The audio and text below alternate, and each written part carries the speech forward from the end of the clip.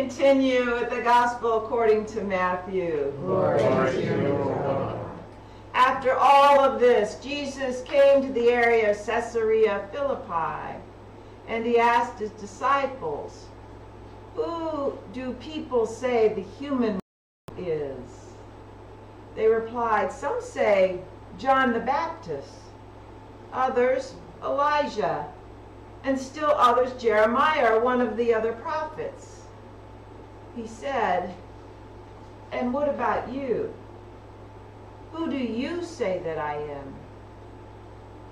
Simon Peter said, "You are the Christ, the Son of the living God." Then Jesus replied, "Happy are you, Simon, son of Jonah, because no human has shown this to you. Rather, my Father who is in heaven has shown this to you. I tell you that you are Peter, and I'll build my community of followers on this rock. The gates of the underworld won't be able to stand against it.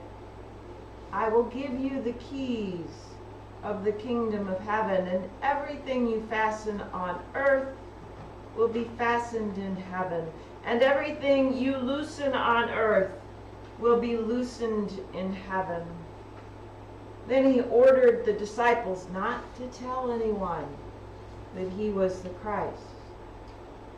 From that time, Jesus began to show his disciples that he had to go to Jerusalem and suffer many things from the elders, chief priests, and legal experts, and that he would be killed and raised on the third day. Then Peter took a hold of Jesus and said, scolding him, "God forbid, Jesus, this won't happen to you." But Jesus turned to Peter and said, "Get behind me, Satan. You are a stone that could make me stumble. For you are not thinking with God's thoughts, but human thoughts." These are the words of our brother Jesus. Praise to you, Jesus Christ. Have a seat. Well, there is a saying, before you judge the line, read the paragraph. Context is everything. And so I wanted you to catch the context of a story so often used by the Roman Catholic Church to verify the Petrine line of authority, the succession of Peter that sets the Church of Rome apart from other religious institutions. Except that here Jesus wasn't talking about the creation of a hierarchy. He's actually criticizing the hierarchy of his own faith, the Jewish faith. And this isn't really about Peter, is it? Because one moment he is the rock. The next moment he is the stone that makes Jesus stumble. Last week we asked ourselves, what was it about the Canaanite woman that Jesus praised? And today we are searching and scratching our heads about what Jesus saw in Peter, who we know was often hot or cold, on fire and full of doubt, fighting for Jesus and then denying him, offering a rock to build upon and being a stone for stumbling. In my years of providing spiritual direction to people, I've known many who would say, "I think I believed in a different God at every stage in my life." Some would tell their stories like this. "As a child, God was the one who watched over me at night. If I die before I wake, I pray the Lord my soul to take. Jesus was safety, protection. As a teenager, perhaps God became the one who judged, or so we thought. The world was judging us as teenagers, right? God was about rules, expectations, and fear. The fear of the Lord is the beginning of wisdom." As young adults, some of us drifted away from the church. Not because we stopped caring about God, but because the God we'd been handed was too small, too exclusive, too punitive, too distant from the real suffering and questions of life. Perhaps then we were struck by harder seasons, maybe seasons of unemployment or the death of a loved one. As we struggled through our grief, maybe we found ourselves praying again. Perhaps this time praying not with certainty, not with many words, just with a kind of honest reaching. And we might have said, I don't know exactly who God is anymore, but I do know I'm being held. Over time, faith becomes simpler, becomes deeper. We no longer believe in the childhood God or the rule-keeping God or the distant God, but we've not abandoned faith. We've grown into a more spacious faith, a faith that can hold mystery, grief, doubt, compassion, and love. A faith that says both and. A faith that sits with what is and doesn't need to force what doesn't fit. If Jesus had come to us at different moments and then asked us, who do you say that I am? How would you have answered? Would the answer be the same at every stage of life?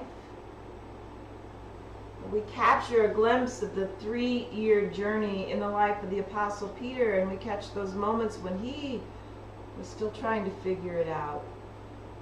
These snapshots of times when perhaps the nickel dropped, as you see in today's reading. You are the Christ, the Son of the living God. And then just as quickly as this awareness came to him, Peter lost it. He was held captive by his human anxieties. He fell back on his human reasoning. He fought a narrative that Jesus presented that didn't fit with his idea of how this would all turn out. We've all been there, right? When we've struggled with why bad things happen to very good people. And how an all-loving God would let his only Son die a brutal death on the cross. With how the church has let us down. I think the key to understanding the rock that the Jesus movement would be built upon has to do with the very thing Jesus praised Peter for and the Canaanite woman for displaying. It wasn't in what they said, it was in how they came to understand. Then Jesus replied, "Happy are you, Simon, son of Jonah, because no human has shown this to you. Rather, my Father, who is in heaven, has shown you." Just as with the Canaanite woman, Jesus is recognizing not what Peter believed, but Peter's faith. You see, faith is the lived experience of an encounter with the divine. Belief is our attempt to put that experience into words, to conceptualize it, as in our last song, right? Do you believe these things? Religion is the system of rituals, leaders, doctrines, practices that help us live and pass on that faith. Let me say that again. Faith is a lived experience with the divine. Belief is the experience defined and in some ways confined by words, language, written doctrine, ideas handed down and taught to us, our creeds. Religion is a system that grows around doctrine and requires leadership structures, hierarchy, traditions, membership, and identity, all geared towards preserving an understanding of the divine that was captured in a particular moment in time, a particular council, a particular father of the church. That distinction matters. Religion can be a beautiful vessel. But the vessel is not the living water. The institution is meant to serve the faith experience, not to replace it. What Jesus praises in Peter is not simply the content of his answer. It is the openness behind it. Peter has somehow become available to grace. He has listened, wondered, watched, failed, followed, and stayed close enough to Jesus that in that moment, something deeper than opinion rises up in him. No human has shown this to you, Jesus says. That's what contemplative prayer does in us. It's not primarily asking God for things. It's not our list of petitions. It's not trying to think our way into certainty. It's the quiet practice of becoming present. Present to God, present to ourselves, present to the truth of where we really are. In contemplation, we stop performing faith long enough to notice what is actually happening within us. Our fear, our hope, our resistance, our longing, our love. I imagine Peter's confession came from that kind of inner space. Not perfect understanding, because a few verses later he gets it all wrong again. But a moment of surrender. A moment when he was open enough for the Spirit to show him what he could not have produced on his own. But Peter's faith was not finished. But he was awake enough for that moment to receive the light that he was given. Maybe that is one of the keys entrusted to us, too. Contemplative openness. The church will not be renewed only by better arguments, better policies, or better structures, though we need all of those. It will be renewed by people willing to become still enough to be transformed again. People willing to ask, who do I say Jesus is now? Not 10 years ago, not in childhood, not in the catechism answer that I memorized, but here, in this season of my life. Contemplative prayer is how we let God move our faith from borrowed answers to living recognition. Maybe the question for us is this: what kind of Catholics will we be? Will we use the keys entrusted to all of us to guard the institution, or to open doors to the presence of God? Will we worship the structure, or let the structure serve the living mystery?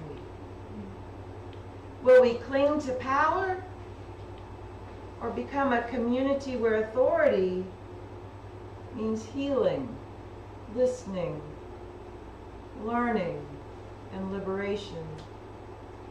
The promise of Jesus is not that every church structure will be perfect. The promise is that the living Christ will keep calling forth communities of reflection, courage, and compassion.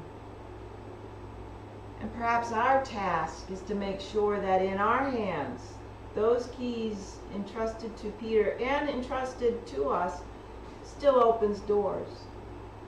Doors in our own hearts and doors in the hearts of others. There is an old story about a woman who carried a key in her pocket for years. She'd been told it was the key of faith, so she guarded it very carefully. She polished it. She defended it. She warned others not to lose theirs. But one day in prayer, she realized something.